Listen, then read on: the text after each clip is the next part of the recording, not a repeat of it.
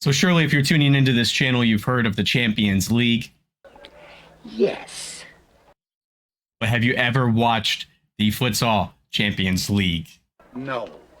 Well, good news if you haven't, because I am here to create a guide for noobs by a noob on these teams that are going to be participating in the Final Four in May, and it is going to be an absolute cracker. So hopefully by the end of this video, you guys will be able to pick a favorite based on how you normally pick teams in the sports you do follow on a regular basis, or the leagues that you follow on a regular basis. And I'll be able to help create a guide for you guys on who your favorite team is headed into May. But before we get into that, let's talk a little bit about the location of the contest. We're going to see a change in venue that was recently announced, and the contest that was originally going to be hosted in Poland has been moved to Spain. So the reason for this move is because of the Russia-Ukraine war. If we would have had this contest in Poland, a lot of players, a lot of high-quality players on these four teams would not be able to participate based on the actions of governments there in Eastern Europe. And UEFA has decided that although they had banned Russia, their clubs, from participating in this instance of the Champions League leading up to the semifinal, they were not going to ban individual players based on the political agendas going on in the world right now. So we have seen a somewhat controversial move in the sense that it is being moved in the first place, number one, but then number two, going to Palma Arena in Spain, in the Balearic Islands. So this is going to be very interesting because that almost creates a home team. It won't be the first time that's happened in a Final Four based on where locations have been picked, but Palma Futsal should have a distinct advantage as they are going to be right in their own backyard, not in their home arena, but an arena they are very familiar with in their country. So the arena itself also has a little bit of controversy behind it, but also a lot of rich history. When it was built, it drew a lot of global media attention because it turned out there was a lot of money shuffling hands. There was issues of the integrity of the build and some money that should have been going into higher quality material being handed off to a government official. All that is long in the past, and the arena opened in 2006 and has become famously known for its cycling championships that are hosted there because of its banked walls inside of the arena. But the other thing it is most famous for is the battle of surfaces between local Palma native Nadal and Federer. This contest saw a half clay, half turf tennis court where they played each other in a very unique contest to drum up a little bit of media excitement for tennis at the time in 2007. This is going to be a very exciting arena. It holds 6,600 people, so that should be a very, very loud crowd, especially being in close proximity to so many teams. You've got two teams from Portugal. They'll be traveling in. They always travel well with their fans. You have a team coming in from Belgium. I'm curious to see how their fans show up for this contest. And then, of course, the hosts will surely have a lot of green and purple in the arena for this matchup coming up. With that in mind, let's dive right into the hosts of Palma Futsal and talk about the team a little bit and see if they are the team for you to cheer for during the semifinals.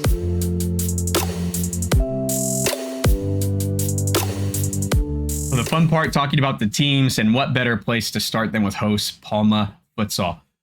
Palma Futsal normally plays in an arena much smaller than the Palma Arena. It's Son Moix, which is a 1,000-seat arena not far away from where the host site will be for this Champions League semifinal and final.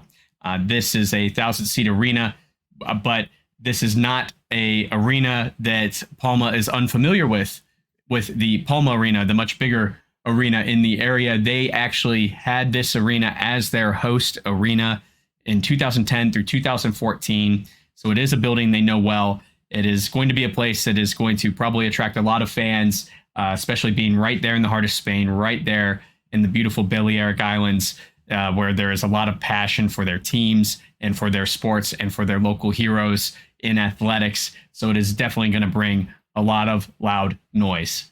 Now, considering all that, Palma is arguably the underdog of the four teams here, based on their performances leading up to this point. Also, their roster compared to others, maybe on paper, doesn't look quite as strong, but certainly has earned their spot in the Final Four. Their top scorer is an Iranian international, Hossein Tabai. He has 5 goals. When you look at the total contributions in the last 2 rounds for the Champions League, he has 5 goals out of roughly 31 for the team. So you're going to see a lot of offense generated from all over the court, not just from their top scorer. It's going to be an entertaining team to watch for that reason.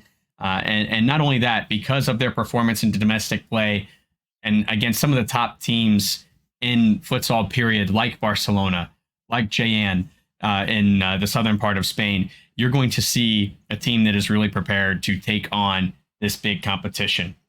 The only 2 blemishes on their record during the group stages, and they aren't even truly blemishes, they're draws, were against Sporting Anderlecht from Belgium, who we'll talk about shortly, who also made the semifinal, and Kairat Almaty, a Kazakhstan club that is a regular in Final Fours, a regular in quarterfinals. They also have a championship to their name in the Champions League. So a very stiff competition for both those draws. They still came away with positive results and advanced to the semifinal in wonderful fashion. If you guys are looking for a true underdog and a fresh face in a competition, Palma Futsal is for you. This is their debut season in Champions League play. So if you are looking for someone like I typically do, I like to look for an underdog if I don't have a dog in the fight. So Jane is a very viable option for you. With that in mind, let's move on to the team from Belgium, Sporting Anderlecht.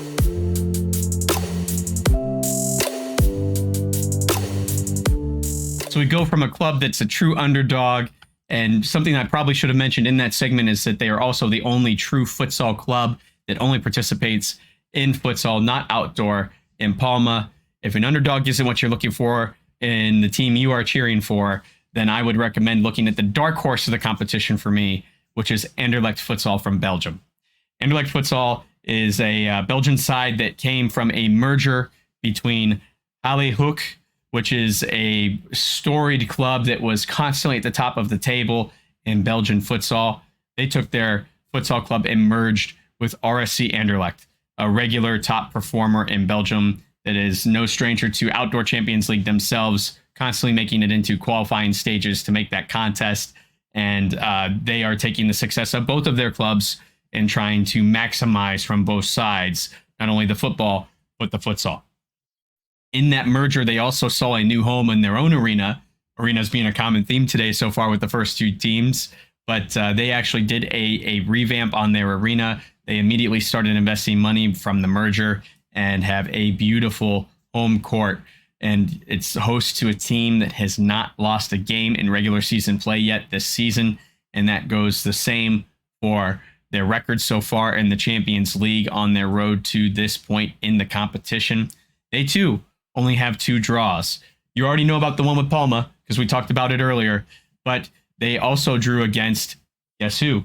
Kairat Almaty, the Kazakhstan club we mentioned before. So the only 2 draws on their record are against 2 very, very tough sides, 2-2 draws for both, ironically the same as it was for Palma. So they were able to make it through very excitingly, and actually very dramatically. They made it through to this Final Four by knocking off Barcelona in their very last match. They were down 5-2 against Barcelona and stormed back to score 3 goals and tie the game 5-5 at the end of regulation.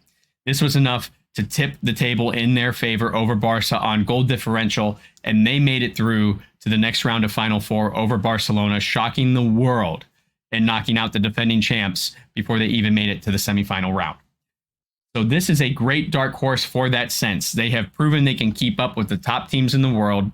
And although they don't look very flashy on paper compared to the next 2 clubs, they certainly have the components to put together a really fantastic run. And they are going to be hoping to bring Belgium their first Champions League title in futsal since 2004 and 2005. So there's going to be a lot of motivation there to make history because it has been far too long since we've seen a Belgian side lift that trophy. More importantly, we have not seen a Belgian side in the Final Four since 2006-2007 season. So they will be looking to rewrite history and rewrite the script and re-solidify Belgium as a top country for futsal. All in all, very exciting squad. I would keep an eye out for Diogo, who is a top scorer for the club. A very similar story to Palma in the sense that there are goals coming from all over the court. He has got 5 goals to his name. But when you look at the total goals scored by this club, by Anderlecht, you will notice that there are contributors from all around the court and the bench. And if you want to see more about this club, I would actually strongly recommend you go check out their social media handles. They do a fantastic job of putting goal highlights out there from courtside and trying to get you familiar with their clubs and their teams as they go on winning hardware for their trophy case. So if you are looking for a dark horse to cheer for, if that's what gets you excited about a tournament, is a team that's not quite an underdog, but certainly has the components to go on and create upsets on paper, Sporting Anderlecht is the club for you. Now it's time to move on to Portugal. We're going to cover 2 teams from the beautiful country of Portugal and arguably one of the greatest leagues in futsal in the world. And we're going to start with Benfica.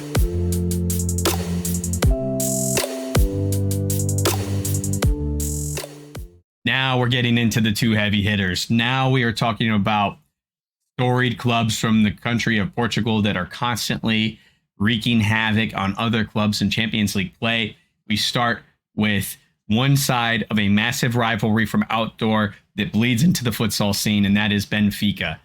Benfica Eagles are going to be looking to rewrite history as they square off against 2 very tough opponents in Palma and Anderlecht, but also in their bitter rivals, Sporting, who have seemed to just edge them out barely over and over again in the last couple of years. And they're going to be looking for revenge now on the biggest stage in Europe at the Champions League. If you take a look at Benfica, you're going to see some interesting stats on them. Currently in 3rd place in the Portuguese league in regular season play. They are behind only Sporting and Braga, who are tied for 1st place right now. If you look at last year's results, Benfica missed out by 1 point of tying Sporting on points on the regular season. They just missed it by that 1 point. At the end of the season, when you think about if you can convert those losses to draws or draws to wins and how it would impact your place on the table, surely Benfica was staring at it in disbelief. But they had a very exceptional run in the Champions League last year that they can be proud of. They made it to the semifinals last year as well. They lost to Barcelona in extra time in an absolute thriller that saw them lose only by 1 goal. And then they moved on to a 3rd place match where they won the bronze in the Champions League against ACCS, a club from France that was brought in at the last minute, actually, to cover a Russian club that had moved forward in the contest and could no longer participate based on bans that we mentioned before from some government positions across Europe and people's feelings towards the Russia-Ukraine war and its impact on the continent. So a controversial 3rd place contest, a controversial 4th team to participate in ACCS. Some would question if that club had earned the right to make it into that 4th spot. It was a team that had hosted Ricardinho at the time as one of their players. Ricardinho, of course, now in another league in a completely different part of the world. But this Benfica side had a very strong outing and won that to get that bronze. It was their first piece of hardware in Champions League since 2010 when they won it themselves as hosts, when they themselves ended up being the host country and the host location. So a little bit of history behind this club that you can look back on and see that they are a club that is not unfamiliar with this main stage. They're going to be looking to tie their rivals in the trophy cabinet by getting a 2nd title this year as they continue on in their quest to beat the Lions from across their country. Another thing to keep in mind about this Benfica squad and what makes them such a favorable team to cheer for in this contest, they have a very, very deep talent pool that includes multiple players that have participated for Portugal in their Euro 2018 and 2022 wins. They also have the same players that were a part of that were also at the World Cup in 2021 and when Portugal won that contest. So the international stage for Portugal has seen a lot of hardware come into the country, a lot of big wins on a lot of big stages, including that World Cup, the Euros twice in a row, a Finalissima now, the first ever futsal Finalissima going to Portugal. So several players that are used to big stages, maybe not necessarily a Champions League stage, but certainly even bigger stages than that, and playing under pressure in front of large crowds. if you're looking for someone that isn't the true favorite, but is certainly favorable to cheer for in this contest, Benfica is the club for you. And if you're looking for a team that is likely playing with a chip on their shoulder, trying to show their rivals who's really the best in the league, again, Benfica is the team for you. But with that in mind, we do have to jump over to the very last team I have saved, who I think are favorites to win the contest for last, and that is Sporting CP from Portugal.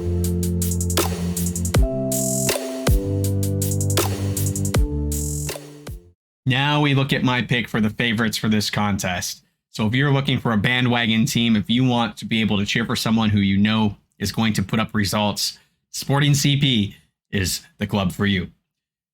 So let's talk about what makes them such a threat in this contest and what makes them such favorites to win it. First and foremost, starting with domestic play and working our way up through the bigger accolades, they did win their season last season. They are current defending champions of the Portuguese league. They stand in first place currently in current standings, tied with Braga, with Benfica chomping at their heels to try and take on that top spot. So not only are they winning their domestic contests, but they have very tough competition as well. So they're not coming from a league that maybe is weaker than the others. Arguably, the Spanish and the Portuguese league are going to be two of the biggest leagues in the world with some of the most talent that you could find in a league. So these guys are used to playing at a very high level against very qualified players, and they are going to bring the heat during this contest. But enough about domestic play. We got to look at the Champions League stage and Sporting's imprint on it. First and foremost, they're basically always there. That's the easiest way to explain it. They lost and were runners-up last year to Barcelona, but the year prior to that, they beat Barcelona in their second win in a row for back-to-back titles, only interrupted by COVID-19 in between. They were 2021 champions. They were also 2019 champions. In 21, like I said, they knocked off Barca. Unfortunately, they did not win in the rematch, but prior to that, they beat a team that's going to sound familiar to you guys at this point in the video if you've stuck in this long, and that's Kairat Almaty, who they beat in a contest to win their very first ever Champions League title in 2019. When you look at Sporting's appearances in this Final Four, they have made it to the finals 5 of the last 6 years, not counting the year off for COVID, and they are a constant variable when it comes to appearances in the Champions League Final Four. When this contest takes place in May, it will be their 10th appearance in a semifinal for the Champions League. That is going to be the most by any club on the continent once that goes live. Currently, they are tied with Kairat and Barca at 9 appearances in the semifinal, and we're going to see them break that record the minute they walk on the court here in Palma once that time comes in May. Another reason they look so dominant, if you're looking for a favorite, they outscored their opponents in the main round and the elite round of this contest to make their way to the semifinal, 32 goals to 8. They do not miss opportunities to score. They do not take their foot off the pedal. They are going to show why they are one of the best clubs in the world, regardless of what their opponents do to try to stop them. Another important thing to consider is the massive contingent of international players on this team. You have Argentinians on this team that are World Cup champions from 2016. You have a ton of Portuguese players from the international team, including one of my favorite players in the world right now, Ziki Tay.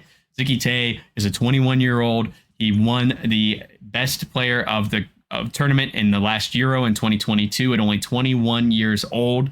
He's a young talent that is very fun to watch. He makes everyone around him better. He's one of those players that it's not all about him. He's not going to just go one-on-one down the court. He makes an entire team around him better by playing selfless futsal and focusing on winning as a team. You can't help but like the guy. He's got a contagious smile, and he has a great energy for futsal that makes you want to cheer for him. So if you are looking for a club that has all of those components, then this is the guy for you, and this is the team for you. You're going to be cheering for Ziki in his Sporting Lions.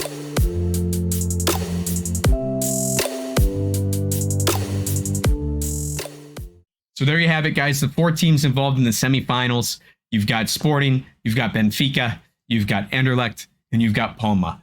So pick your favorites of the 4 teams and make sure you sound off in the comments below and let us know who you'll be cheering for once May hits sooner than you know it. We should hear more news coming out of the Champions League before we get to kickoff in May, because we have not seen a draw yet for the semifinal. So although we know the teams that will be involved, we do not know who is playing who just yet. So hang tight. You'll surely see another video from me here later in the year as we prepare for a Champions League thriller coming up in May. I hope you guys took something out of this video and were able to find your favorite pick based on the research I put together for you for this Champions League final. And I hope until I see you guys next time that you play with your soul.